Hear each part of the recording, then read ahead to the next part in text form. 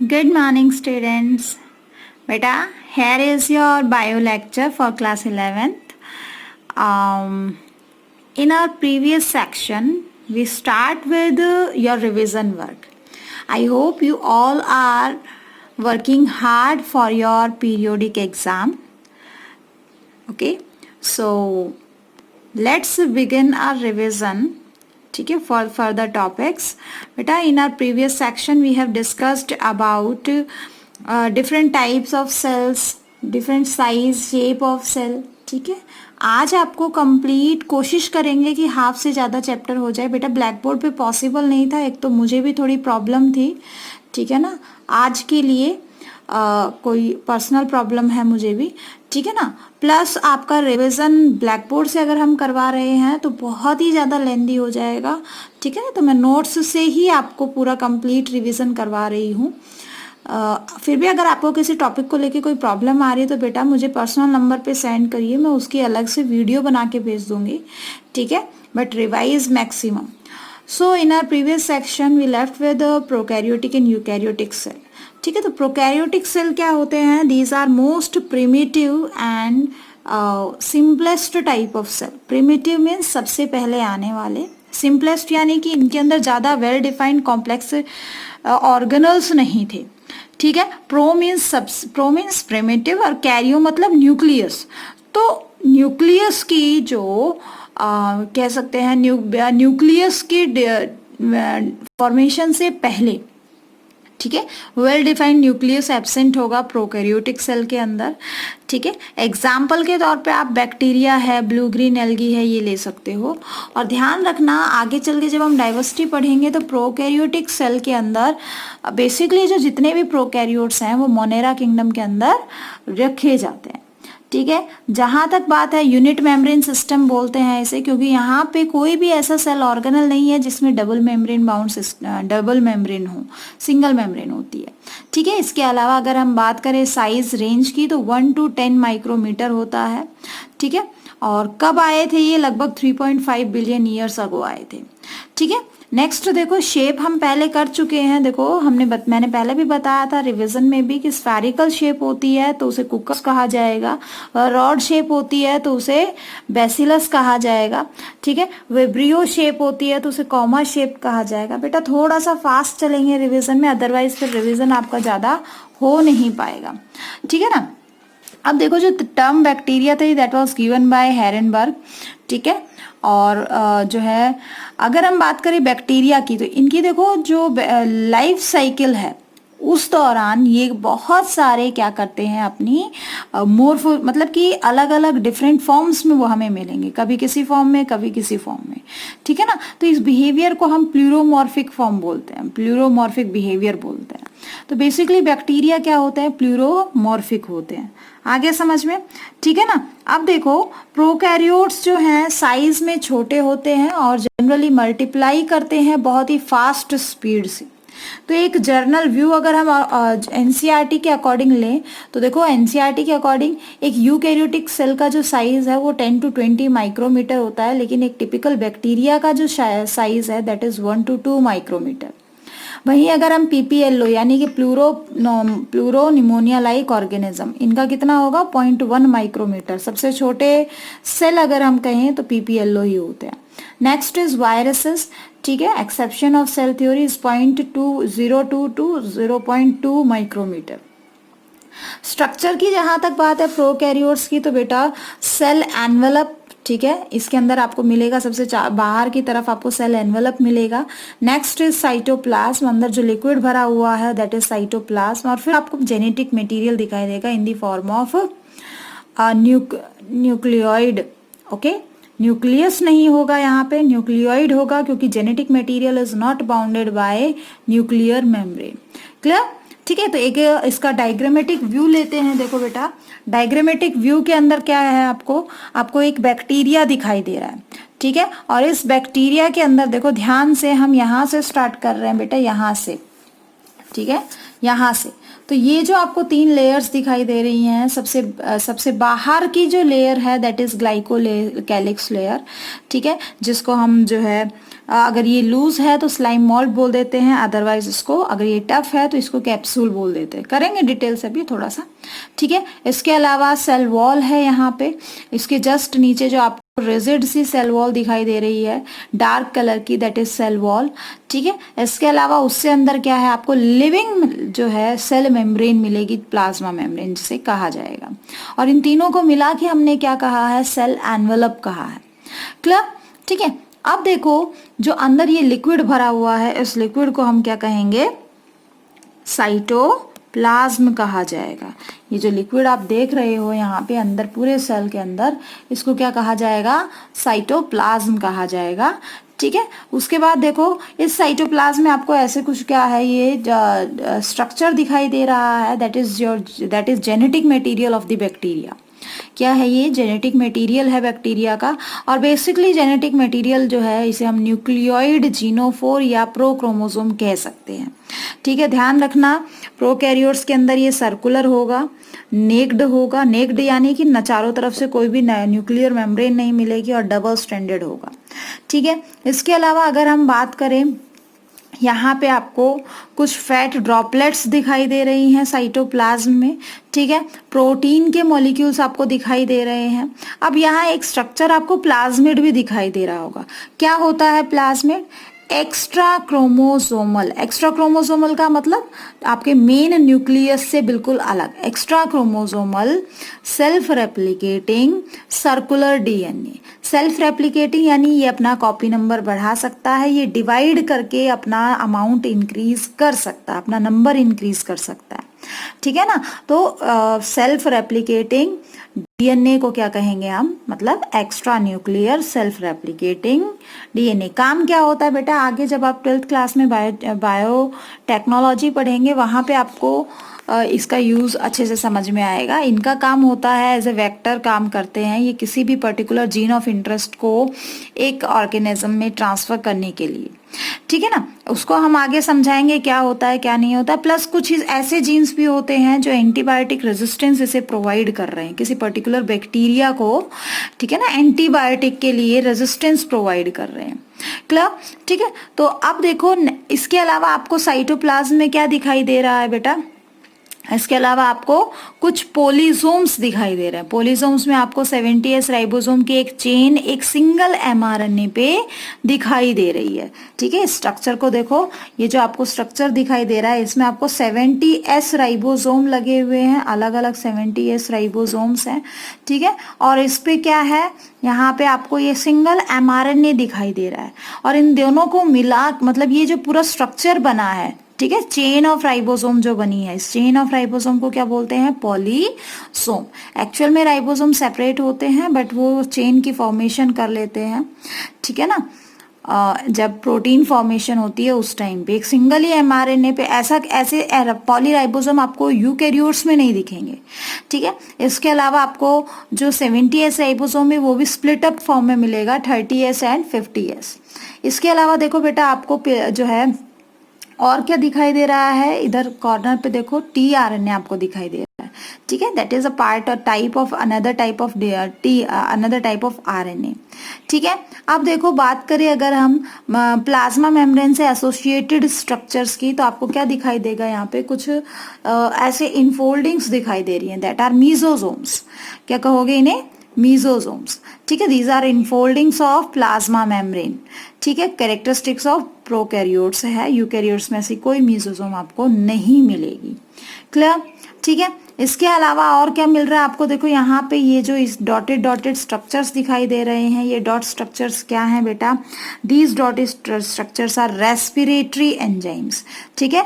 देखो प्रोकैरियोट्स में आपको कोई भी मेम्ब्रेन बाउंड जो है सेल ऑर्गेनल नहीं मिल रहा। क्या यहाँ पे गोल्जी अपरेटस है, क्या यहाँ पे माइटोकॉन्ड्रिया है, कुछ भी नहीं है। तो प्रोकैरियोट्स के अंदर membrane bound cell organelles absent होते हैं, इसीलिए डिवीजन ऑफ लेबर ऑर्गेनल्स के लेवल पे आपको नहीं मिलेगा, ठीक है ना। यहाँ पे डिवीजन ऑफ लेबर ऑर्गेनल्स के लेवल पे नहीं मिलेगा, क्योंकि मेम्ब्रेन बाउंड सेल ऑर्गेनल्स यहाँ पे ऑलरेडी एब्सेंट हैं, ठीक है। तो रेस्पिरेशन के लिए यहाँ माइटोकॉन्ड्रिया नहीं होता, यहाँ जो रेस्पिरेशन है वो प्लाज्मा मेम्ब्रेन से ही होगा। इसके अलावा मेसोसोम्स जो है सेल डिवीजन में भी हेल्प करते हैं, ठीक है। अब देखो ये तो थी बात स्ट्रक्चर की, इसके अलावा देखो यहाँ पे आपको एक बड़ा सा थ्रेड लाइक स्ट्रक्चर दिखाई दे रहा होगा, दैट इज फ्लैजिला।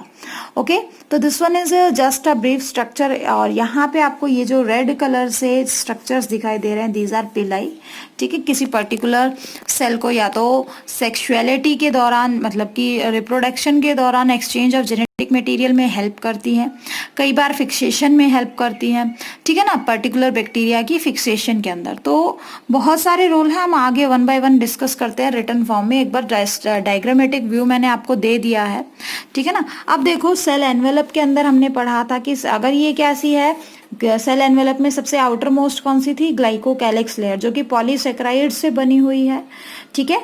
और ये स्लाइम लेयर की फॉर्म में भी हो सकती है और कैप्सूल की फॉर्म में भी हो सकती है। अगर तो ये स्लाइम लेयर की फॉर्म में है तो ये लूज और जेलेटिनियस फॉर्म में मिलेगी, और बेसिकली इसके अंदर कुछ शुगर्स मिलेंगे जैसे कि डेक्स्ट्रान है, डेक्स्ट्रिन है, इस तरीके से। लेकिन अगर ये बहुत ज़्यादा हार्ड हो जाती है, रिजिड हो जाती है, ठीक है, तो उस केस में इसको हम क्या बोलेंगे, उसको स्लाइम लेयर ना बोल के we will call it capsule. Okay, and it is made up of polysaccharide and glutamic acid.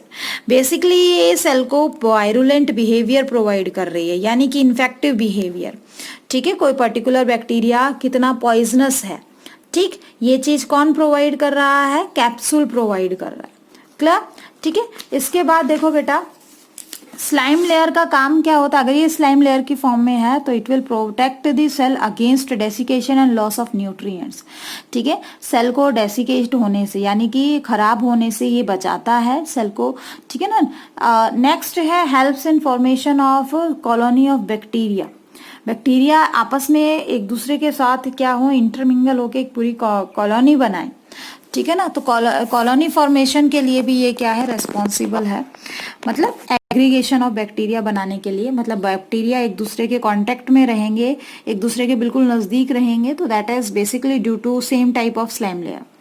Next is cell wall. Cell wall देखो यहाँ पे हमने पढ़ा कि एक सभी प्रोकैरियोट्स में क्या होती है, सेल वॉल मिलती है, एक्सेप्ट माइकोप्लाज्मा, ठीक है, सिर्फ माइकोप्लाज्मा को छोड़ के, और सभी के अंदर क्या मिलेगी आपको, सेल वॉल मिलेगी, क्लियर, ठीक है। तो ये क्वेश्चन पूछा जाता है, ऐसा कौन सा प्रोकैरियोट है जिसमें सेल वॉल एब्सेंट होती है, तो क्या लिखोगे आंसर में, माइकोप्लाज्मा। जहां तक बात है फंक्शन की, तो देखो सेल को एक्सपेंड होने से, क्योंकि ये रिजिड स्ट्रक्चर है, केमिकल का बना हुआ है, ठीक है, और नॉन लिविंग है, तो इसीलिए it will prevent the cell from expanding and bursting because most bacteria live in hypotonic environment. Hypotonic आपने 9th क्लास में पढ़ा है ना। हाइपोटोनिक यानी कि आपका जो सेल है वो सेल क्या करेगा, उसके अंदर साइटोप्लाज्म में सोल्यूट की कंसंट्रेशन क्या है, ज्यादा है विद रिस्पेक्ट टू सोलवेंट, ठीक है, कि और किसके कंपैरिजन में, एक्सटर्नल एनवायरनमेंट के कंपैरिजन में। तो आपका जो वाटर है, ठीक है, वो सेल के अंदर एंटर कर जाएगा, ठीक है ना, जो है आपकी मेन जो ऑस्मोल रेगुलेशन के लिए, बेसिकली सॉल्ट और वाटर कंसंट्रेशन को मेंटेन करने के लिए। तो सेल जो है वो स्वेलअप हो जाएगा, ठीक है, हाइपोटोनिक सॉल्यूशन में। तो उस केस में सेल वॉल उसको एक्सट्रीम में एक्सपेंड करने में के लिए अलाउ नहीं करेगी, ठीक है। तो वहां पे भी ये प्रोटेक्शन का काम करता है, और बेसिकली सेल की जो शेप है that is provided by cell wall. Next is composition की जहां तक बात है, तो बेसिकली ये पेप्टिडोग्लाइकन से बनी हुई होती है, ठीक है। अब इसके अंदर मैंने आपको नीट कॉर्नर में अलग से चीजें करवाई थी बेटा, इनको एक बार देख लेना। अभी के लिए मैं नीट कॉर्नर में नहीं डालूंगी आपका, ठीक है ना, अभी सिंपल क्वेश्चंस रहेंगे। हमने फिर इसके बाद पढ़ा था different types of bacteria on the basis of staining. तो बेसिकली देखो स्टेन का प्रोसेस मैंने आपको बताया था कि that was firstly performed by Hans Christian जो है ग्राम ने इसको सबसे पहले स्टेनिंग प्रोसेस को दिया था, परफॉर्म किया था, और उसके बेस पे हमने इसको फिर ग्राम पॉजिटिव और ग्राम नेगेटिव बैक्टीरिया में डिवाइड किया। यहाँ पे हमें करना क्या है, आपको बैक्टीरिया लेने हैं, बैक्टीरिया के ऊपर आपने स्टेन डालना है, ठीक है, क्रिस्टल वॉयलेट स्टेन यूज किया जाता है, इसको याद रखना। और जितने भी बैक्टीरिया हैं, ठीक है ना, जैसे ही स्टेन डालोगे तो ब्लूइश पर्पल हो जाएंगे। अब इसमें पोटेशियम आयोडाइड सॉल्यूशन डाल लो, ठीक है, मॉर्डेंट के फॉर्म में। नेक्स्ट, अब जैसे ही आप इसको स्टेन करोगे, मॉर्डेंट किस लिए है, फिक्सेशन ऑफ स्टेन के लिए, ठीक है ना, फिक्सेशन हो जाए स्टेन का, अच्छे से अटेन किया जाए स्टेन बैक्टीरिया के थ्रू। तो अब जो है स्टेन फिक्स हो चुका है और crystal violet structure potassium iodide के साथ रिएक्ट करके और एक हार्ड स्ट्रक्चर बना लेगा। लेकिन सभी के अंदर ऐसा नहीं होगा, कुछ बैक्टीरिया में ऐसा होगा, कुछ में नहीं होगा। अब हमने डीस्टेनिंग करनी है, यानी कि अब जो हमने कलर डाला है उस कलर को बाहर निकालना है, ठीक है। और जब हम डीस्टेनिंग करेंगे तो हमें वाटर और अल्कोहल का यूज करना है। अब देखो, जैसे ही आप वाटर को डालोगे, वॉश आउट करोगे स्टेन को, ठीक है, विद अल्कोहल, तो कुछ बैक्टीरिया ऐसे होंगे जो स्टेन को गेन कर लेंगे, स्टेन बाहर नहीं निकलेगा, स्टेन एज इट इज उसी बैक्टीरिया के अंदर रह जाएगा, बैक्टीरिया का कलर पर्पलिश ब्लू ही रहेगा। ऐसे बैक्टीरिया जो स्टेन को गेन कर लेते हैं उसको ग्राम पॉजिटिव बैक्टीरिया बोलते हैं, और जहां पे स्टेन गेन नहीं किया जाता उसको बोलते हैं ग्राम नेगेटिव बैक्टीरिया, ठीक है। तो देखो यहाँ पे बेसिक डिफरेंस क्या होता है, ये क्वेश्चन कई बार आ जाता है। ग्राम पॉजिटिव बैक्टीरिया के अंदर क्या होता है बेटा, पेप्टिडोग्लाइकन जो है, जो पेप्टिडोग्लाइकन की सेल वॉल होती है, ग्राम पॉजिटिव में मोटी होती है, थिक होती है, ग्राम नेगेटिव में पतली होती है। यही रीजन है कि ग्राम पॉजिटिव जो है आसानी से क्या कर लेते हैं, रिएक्शन कर लेते हैं पोटेशियम आयोडाइड के साथ और क्रिस्टल वॉयलेट के साथ, ठीक है ना, और परमानेंटली स्टेन को गेन कर लेते हैं। टिकोइक एसिड आपका ग्राम पॉजिटिव बैक्टीरिया में प्रेजेंट होगा, ग्राम नेगेटिव में एब्सेंट होगा। लिपोपॉलीसैकेराइड्स की जहां तक बात है तो लिपोपॉलीसैकेराइड की जो लेयर है वो ग्राम पॉजिटिव में एब्सेंट होगी और ग्राम नेगेटिव में प्रेजेंट होगी। देखो यहाँ पे डायग्राम के अंदर भी आप देख सकते हो, आपको जो सबसे अंदर है साइटोप्लाज्म आपको दिखाई दे रहा है दोनों ही सेल के अंदर, फिर दोनों ही सेल में साइटोप्लाज्म से जस्ट बाहर आपको सेल मेम्ब्रेन दिखाई दे रही है, ठीक है। सेल मेम्ब्रेन और सेल वॉल के बीच में पेरिप्लाज्मिक स्पेस है, और अल्टीमेटली जो सेल वॉल है वो देखो, सेल वॉल के अंदर आपको ग्राम पॉजिटिव में बहुत ही थिक सी एक ही लेयर दिखाई दे रही है, ठीक है, थिक एक ही लेयर दिखाई दे रही है। लेकिन ग्राम नेगेटिव में ये सेल वॉल तो है, लेकिन सेल वॉल के साथ फिर आपको ये रेड कलर से अलग से लिपोपॉलीसैकेराइड की वॉल भी दिखाई दे रही है। क्लियर? तो ग्राम पॉजिटिव और gram negative I think clear हो गया होगा आपको, ठीक है ना। तो बेसिकली यहीं से क्वेश्चंस पूछे जाते हैं। अब बात करते हैं बेटा सेल मेम्ब्रेन की। सेल मेम्ब्रेन यानी कि प्लाज्मा मेम्ब्रेन सिलेक्टिवली परमिएबल होगी बाय नेचर, ठीक है ना, और आउटसाइड एनवायरनमेंट के साथ इंटरेक्ट करेगी। Similar structure to that of eukaryotes, इसके स्ट्रक्चर में कोई खास बदलाव नहीं होता। प्रोकैरियोट्स और यूकैरियोट्स की जो प्लाज्मा मेम्ब्रेन है वो सेम होती है, ठीक है ना। और जनरली जो है किससे बनी हुई होती है, फोस्फोलिपिड बाइलेयर से बनी हुई होती है, और इसमें स्टीरोल्स और कोलेस्ट्रॉल्स, ठीक है, ये नहीं होंगे, इनको अच्छे से ध्यान रख लेना। Sterols and cholesterols are absent. Clear? वहाँ यही अगर हम बात करें रेस्पिरेटरी एंजाइम की, तो रेस्पिरेटरी एंजाइम यहाँ पे कौन सी मिलेगी, सक्सिनेट डिहाइड्रोजिनेज, ठीक है, दे बियर रेस्पिरेटरी एंजाइम। देखो हमने डायग्राम में किया था कि मेम्ब्रेन के अंदर की तरफ, ठीक है, the surface of membrane that is in contact with the cytoplasm, उसमें क्या दिखाई दे रहा था आपको, कुछ रेस्पिरेटरी एंजाइम्स दिखाई दे रही थी, और वो एंजाइम्स कौन सी हैं, सक्सिनेट डिहाइड्रोजिनेज, जो बेसिकली रेस्पिरेशन करती हैं। Next is mesosome. मीजोजोम देखो बेटा ध्यान रखना, mesosome is analogous to mitochondria of eukaryotes. मतलब कि जो काम आपका माइटोकॉन्ड्रिया कर रहा था वही काम प्रोकैरियोट्स में कौन करता है, मीजोजोम्स करते हैं, यानी कि रेस्पिरेशन में इनका रोल होता है। मीजोजोम अच्छे से कर लेना बेटा, पहले भी आपको करवाया है और एनसीईआरटी में भी है, और मैंने बताया था बहुत इंपॉर्टेंट टॉपिक है, ठीक है। तो these are infoldings of plasma membrane, और बेसिकली क्या है, रेस्पिरेटरी फंक्शन होता है इनका, ठीक है, और they help in cell division, cell wall formation, DNA को रेप्लिकेट करने में यानी डीएनए की कॉपी बनाने में, सिक्रीशन प्रोसेस में इनका रोल होता है, प्लस ये सरफेस एरिया को इंक्रीज कर देता है। कुछ फोटोसिंथेटिक बैक्टीरिया में ये पार्ट जो प्लाज्मा मेम्ब्रेन का है वो डिसेंड हो जाता है साइटोप्लाज्म में, यानी साइटोप्लाज्म के अंदर आ जाता है, ठीक है ना, टूट के अंदर आ जाता है। और उसके अंदर क्या होता है, बेसिकली कुछ पिगमेंट्स आ जाते हैं और उसको फिर हम क्रोमेटोफोर या फोटोसिंथेटिक लैमेला बोलते हैं। देखो आपको यहाँ पे दिखाई दे रहा होगा डायग्राम के अंदर, ठीक है ना। तो देखो ये जो ये इस तरीके से मीजोजोम बना, ठीक है। अब मीजोजोम क्या हो गया आपका, अंदर की तरफ डिसेंड हो गया, और डिसेंड होने के बाद 3 फॉर्म में ये दिखाई दे सकता है हमको, या तो हमें ये इस फॉर्म में दिखाई दे, ठीक है ना, तो इसको क्लोरोबियम वेसिकल बोलेंगे, या डायरेक्टली आपकी प्लाज्मा मेम्ब्रेन क्या हुई है, यहाँ पे तो देखो प्लाज्मा मेम्ब्रेन से ऐसे इस टाइप का स्ट्रक्चर बनेगा और यहाँ से ये मेम्ब्रेन का जो है ज्वाइन हो जाएगी और ये वाला पार्ट एज इट इज नीचे आ जाएगा, और इसके अंदर कुछ फोटोसिंथेटिक पिगमेंट भरे हुए हैं, कौन कौन से, बैक्टीरियोविडिन, बैक्टीरियो क्लोरोफिल, इस तरीके के, ठीक है ना। तो अब ये क्या, इसको क्या बोलेंगे, क्लोरोबियम वेसिकल। और अगर ये इस तरीके से आ रहा है, ठीक है ना, सिर्फ यहाँ से कोई प्लाज्मा मेम्ब्रेन का हिस्सा डिटैच हो गया और उस तो डायरेक्टली उसके ऊपर क्या लगी हुई है, रेस्पिरेटरी एंजाइम, तो इसको फोटोसिंथेटिक लैमेला कहेंगे। और कई बार यही लैमेला क्या कर जाता है, ऐसे गोल गोल करके कॉइल कर जाता है, इसको फिर हम क्रोमेटोफोर कहेंगे, क्लियर।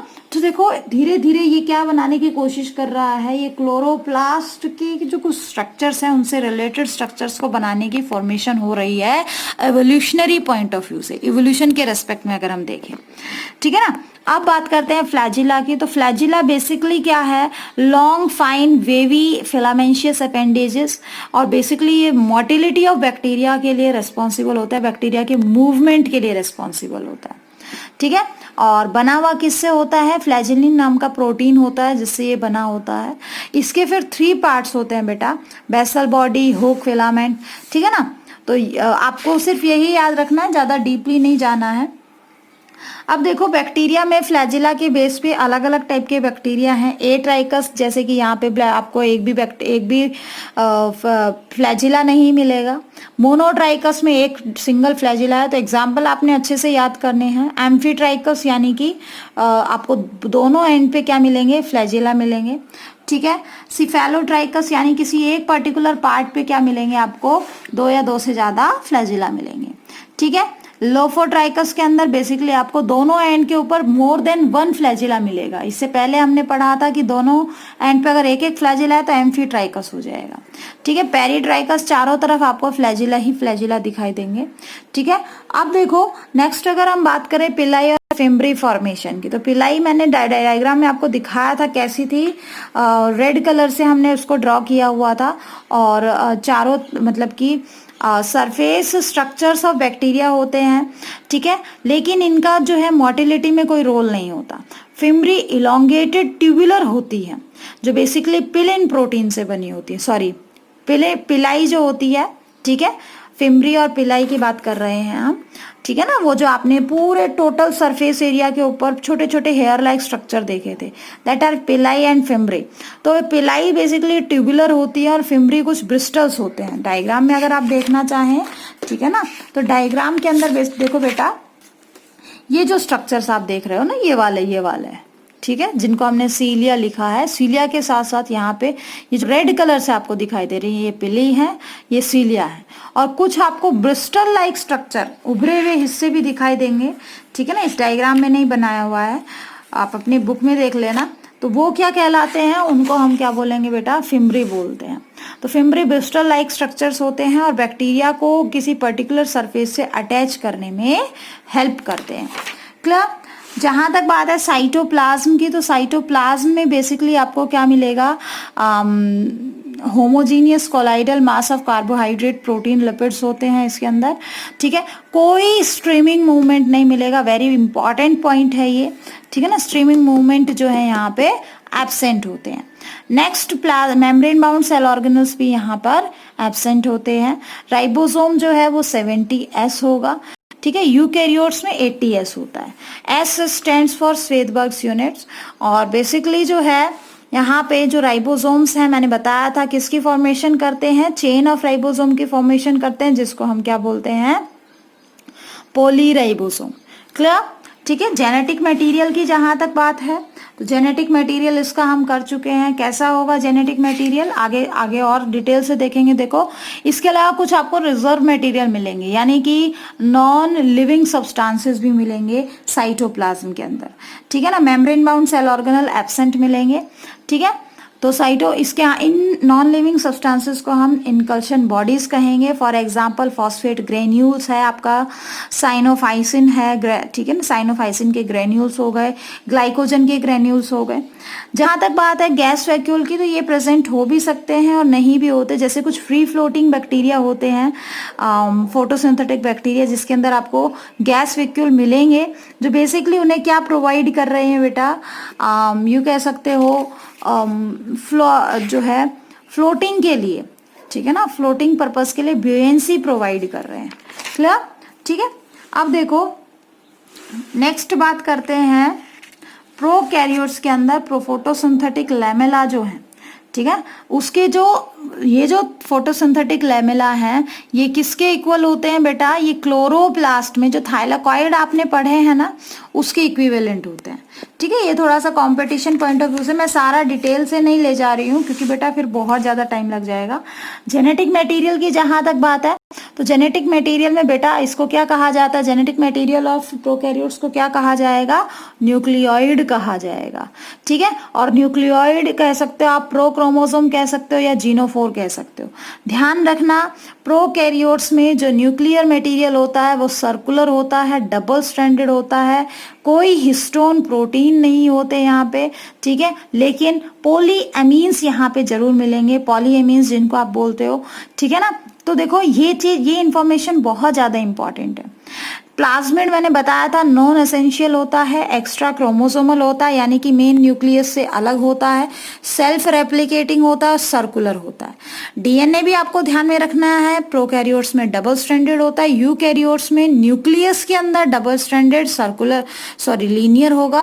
और अगर हम बात करें ऑर्गेनल्स की तो वहां पे आपको डबल स्ट्रैंडेड लेकिन सर्कुलर मिलेगा प्रोकैरियोट्स जैसा। प्लाज्मिड की बात कर रहे थे हम, तो देखो यहाँ पे it will control the copy number, serve as vector in recombinant DNA technology, ठीक है। आगे बात समझ में, if plasmid can temporarily integrate with bacterial chromosome then they are called episomes. मतलब अगर प्लाज्मिड क्या हो जाए आपका पर्टिकुलर न्यूक्लियर डीएनए के अंदर चले जाएं, इंटीग्रेट कर जाएं, उससे अटैच हो जाएं, तो उस स्ट्रक्चर को एपिसोम बोला जाएगा, ठीक है। प्लाज्मिड अलग अलग फंक्शन के बेस पे अलग अलग टाइप के हैं, ठीक है। जैसे एफ प्लाज्मिड है, फर्टिलिटी फैक्टर के लिए रेस्पॉन्सिबल है। आर प्लाज्मिड मैंने बताया था एंटीबायोटिक रेजिस्टेंस प्रोवाइड कर रहा है। टीआई प्लाज्मिड, ठीक है, ट्यूमर इंड्यूसिंग प्लाज्मिड होता है, जिसको हम आगे चल के देखेंगे कि वेक्टर फॉर्मेशन में हेल्प कर रहा है, ठीक है। यहाँ पे कोई न्यूक्लियोलस नहीं होगा, आगे डिस्कस करते हैं न्यूक्लियोलस क्या होता है। अब देखो प्लांट सेल और एनिमल सेल की जहां तक बात है तो देखो बेटा आपको प्रोकैरियोटिक सेल और यूकैरियोटिक सेल में अच्छे से डिफरेंसेस देख लेने हैं, यहाँ से क्वेश्चन आ जाते हैं, ठीक है। अब अगर हम बात करें आपका प्लांट सेल और एनिमल सेल की, ठीक है, तो बेसिकली प्लांट सेल का साइज क्या होगा, बड़ा होता है with respect to animal cell, ठीक है। और यहाँ पे आपको रिजिड सेलुलोज की सेल वॉल मिलती है, ठीक है। ये हम यूकैरियोट्स के रिस्पेक्ट में देख रहे हैं, सेल वॉल आपके एनिमल सेल में एब्सेंट होगी। प्लांट सेल जो है यहाँ पे वैक्यूल काफी बड़ा होता है, ठीक है ना, लेकिन एनिमल सेल में वैक्यूल का साइज छोटा होता है। वहीं पे प्लांट सेल्स के अंदर आपको प्लास्टोइड्स और क्लोरोप्लास्ट मिलेंगे, बट एनिमल सेल में ये एब्सेंट होते हैं, ठीक है। इसके अलावा अगर हम बात करें centrosomes are present in higher plant cell, ठीक है। सेंट्रोसोम की अगर हम बात करें, सेंट्रोसोम आपके सेंट्रियोल और सेंट्रोस्फीयर को मिलाकर स्ट्रक्चर बनता है, आगे हम डिस्कस करेंगे, ठीक है ना। लेकिन प्लांट्स में जनरली एब्सेंट होता है, लेकिन हायर प्लांट्स में लोअर प्लांट्स में कुछ हद तक हो सकता है, ठीक है ना। हायर प्लांट्स में हमेशा एब्सेंट रहेगा। इसके अलावा एनिमल सेल के अंदर सेंट्रियोल्स प्रेजेंट होते हैं, ठीक है। At the time of cell division the cell plate is form to divide cytoplasm, ठीक है। सेल डिवीजन के टाइम पे क्या होगा, सेल प्लेट फॉर्मेशन होती है प्लांट सेल के अंदर, और एनिमल सेल में सेल प्लेट ना बनके सेल फ्यूरो बनती है, ठीक है। प्लाज्मोडेस्माटा प्लांट सेल के अंदर आपको मिलेंगे, सेल के अंदर नहीं होंगे, ये सेल से बाहर साइटोप्लाज्मिक ब्रिज की फॉर्म में होते हैं, ठीक है। और इस टाइप के स्ट्रक्चर्स एनिमल सेल के अंदर एब्सेंट होते हैं। मिडल लैमेला प्लांट सेल्स में आउटर बाउंड्री सीमेंटिंग मटेरियल की फॉर्म में प्रेजेंट होगा, लेकिन एनिमल सेल में एब्सेंट होगा, ठीक है। तो बेटा आज हमने प्रोकैरियोटिक सेल और यूकैरियोटिक सेल का एक कंपैरेटिव व्यू लिया है, ठीक है। नेक्स्ट क्लास के अंदर हम इसी को आगे प्रोसीड करेंगे, ठीक है ना, रिवीजन की फॉर्म में। आज के लिए इतना ही सफिशिएंट है बेटा। आप तैयारी करो, देखो पूरा तो नहीं हो पाएगा रिवीजन, लेकिन जितना करवा रही है एटलीस्ट उतना तो जरूर करो और कुछ अपने बेसिस पे भी करो, ठीक है। That's all for today's lecture. Thank you.